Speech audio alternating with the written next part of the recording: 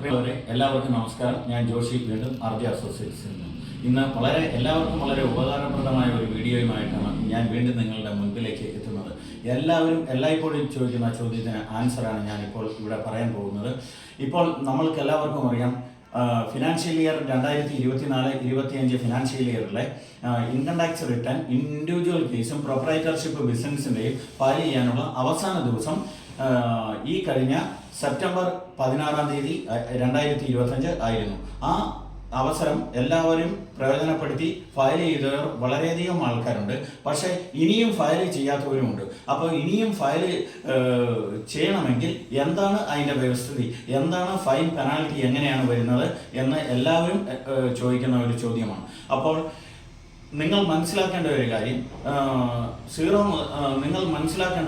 0 മുതൽ 5 ലക്ഷം വരെയാണ് നിങ്ങളുടെ ഇൻകം എങ്കിൽ നിങ്ങൾ 1000 രൂപ പെനാൽറ്റി അടച്ചുകൊണ്ട് നിങ്ങൾക്ക് നിങ്ങളുടെ ഇൻകം ടാക്സ് റിട്ടേൺ സബ്മിറ്റ് ചെയ്യാൻ പറ്റുന്നതാണ്.